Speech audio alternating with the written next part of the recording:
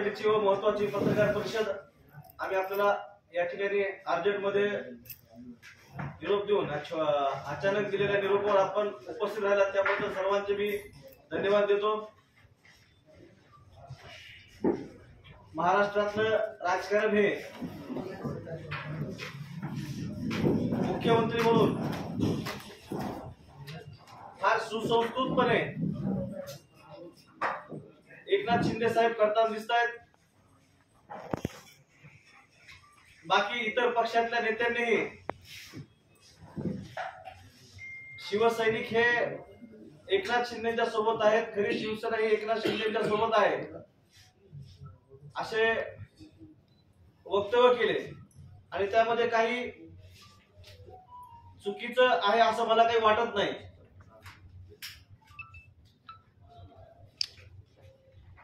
मुख्यमंत्री म्हणून एकनाथ शिंदे साहेब ज्या पद्धतीने महाराष्ट्रात काम करतायत, नक्कीच जो बाळासाहेबांचा दिघे साहेबांचा शिवसैनिक आहे तो त्यांच्या कार्यावर, कर्तृत्वावर व आपलेपणावर प्रभावित होऊन मोठ्या संख्येने त्यांच्या पाठीशी उभा राहतोय। मुख्यमंत्री महोदयांनी या महाराष्ट्रातील तळागाळापर्यंत या सत्तेमधला झरा शेवटच्या घटकापर्यंत पोहोचवण्याचा यशस्वी प्रयत्न केलेला आहे। आज जिल्ह्यामध्ये जवळपास 3.5 लाख आमच्या भगिनींच्या मुख्यमंत्री माझी लाडकी बहीण या योजनेसाठी नोंदणी झालेली आहे। अजूनही 31 तारखेपर्यंत वेळ आहे, नक्कीच 31 तारखेपर्यंत मला वाटतं हा आकडा जास्त दूरवर जाईल। आज या ठिकाणी बरेचसे विषय अचानकपणे आपल्या समोर मांडले जाणार आहेत, या जिल्ह्यासमोर मांडले जाणार आहेत। एक थोडासा अवधी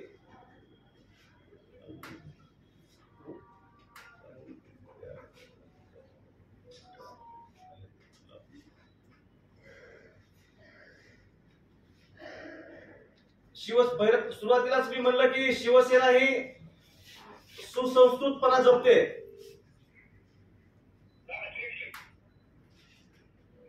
आज या ठिकाणी एकनाथ शिंदेच्या व विश्वास ठेवून बाळासाहेबांचे व दिघे साहेबांचे विचार पुढे चालवण्यासाठी, म्हणजे खरी शिवसेना पुढे चालवण्यासाठी आज या ठिकाणी काही शिवसेनेतले मोठे पदाधिकारी या ठिकाणी, म्हणजे शिवसेना म्हणजे उबाटातले काही पदाधिकारी मूळ शिवसेनेमध्ये आज या ठिकाणी परत येत आहेत। त्यामध्ये प्रामुख्याने मी दादांची परवानगी घेऊन नाव जाहीर करू। दादा महिला आघाडीच्या महाराष्ट्राच्या सदस्या व महिला बीड जिल्हा प्रमुख संगीताताई चव्हाण, तसेच युवा सेनेचे जिल्हा प्रमुख गजानन कदम, दुसरे जिल्हा प्रमुख रवी बडे आणि त्यांचे सर्व पदाधिकारी एक अवघ्या 1 ते 2 मिनिटांमध्ये या ठिकाणी उपस्थित राहून त्यांच्या भावना आपल्या समोर व्यक्त करणार आहेत, त्यांचा निर्णय या ठिकाणी ते व्यक्त करणार आहेत। त्यामुळे जास्त काही नाही बोलता,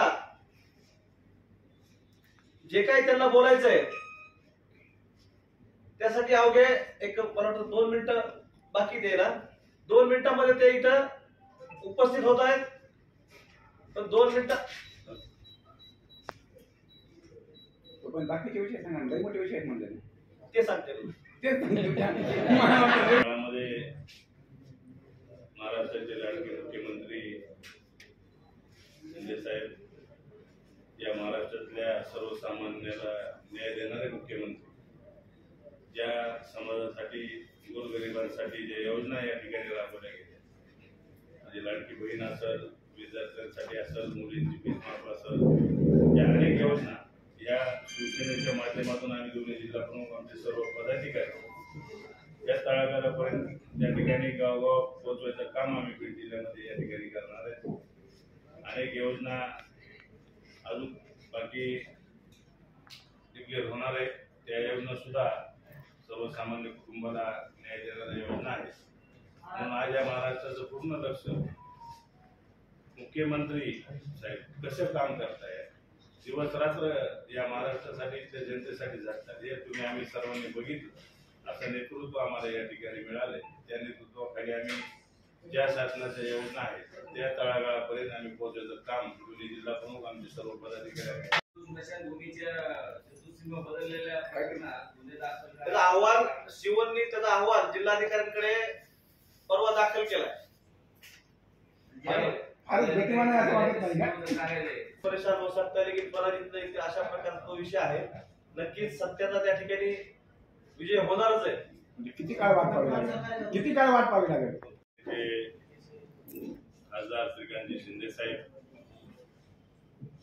आणि शिवसेना पक्ष वर विश्वास ठेवून आज उभाटा गटामधून युवा सेनेचे दोन्ही जिल्हा प्रमुख रवी बडे आणि गजानन कदम हे आज पत्रकार परिषदेच्या माध्यमातून शिवसेनेमध्ये या ठिकाणी येत आहे. आणि येणाऱ्या 12 तारखेला नंदनवन या ठिकाणी संध्याकाळी यांचा सगळ्यांचा प्रवेश त्या ठिकाणी आहे. आणि मुख्यमंत्री साहेबांवर विश्वास ठेवून, पक्षावर विश्वास ठेवून वर्षा बंगल्याच्या बाजूला नंदन आणि त्यांच्यावर विश्वास ठेवून त्यांनी या ठिकाणी प्रवेश करतायत. बीड शिवसेनेच्या वतीनं, बीड जिल्हा शिवसेनेच्या वतीने मी त्यांचं सगळ्यांचा आभार मानत आणि 12 तारखेला किमान आम्ही 300 ते 400 गाड्या घेऊन पुन्हा एकदा मुंबईला या प्रवेशाच्या माध्यमातून जाणार आहे. आज महिला आघाडीच्या संगीता चव्हाण त्यांचा सुद्धा प्रवेश ते 5 मिनिटात येतीलच. पण 12 तारीख प्रवेशाची ठरलेली आणि संध्याकाळी 8चा टाईम नंदनवनला मुंबईमध्ये यांचा प्रवेश आणि यांच्याबरोबर अनेक पदाधिकारी आहेत. बाकी अजून काही विषय चालू आहेत. अजून जलंतावर अजून वाढ होईल. त्यामध्ये मग धारूर असेल, जिल्ह्यातले काही नगरसेवक असतील. आता 12 तारखेपर्यंत किती वाढ होती ते 12 तारखेला तुम्हाला लक्षात येईल. त्यावेळेस तुम्हाला आम्ही कळू कोणाकोणाचे प्रयोग झाले. म्हणून तुम्ही सगळे अचानक तुम्हाला पत्रकार परिषदेला बोलावलं आणि तुम्ही या ठिकाणी सर्वजण आलात त्याबद्दल मी तुमचा आभार मानतो. आता तुम्हाला काय विचारायचं मुख्यमंत्री साहेब स्वतः आहेत, पक्षाचे सर्व नेते, सचिव आहेत.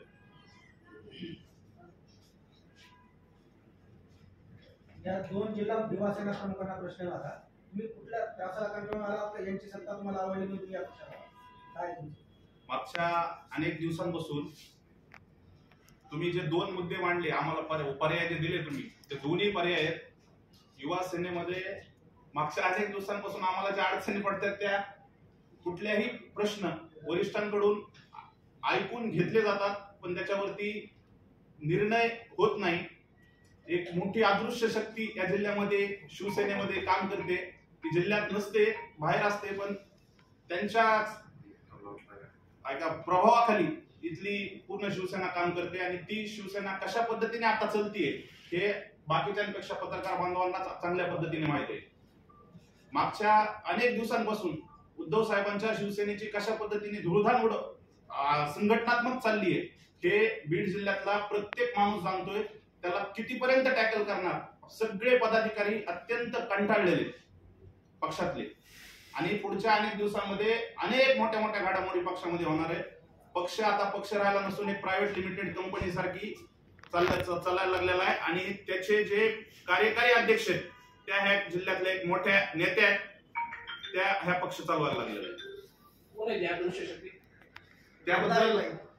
त्याबद्दल व्यवस्थित पद्धतीने महिला आघाडी जिल्हा प्रमुख तुमचे प्रश्न सोडत नाही म्हणून तुम्ही पक्ष बदलताय का? जनतेचे प्रश्न सोडवले जात नाही म्हणून सोडले? जनतेचे प्रश्न नाहीत ना सोडत काय?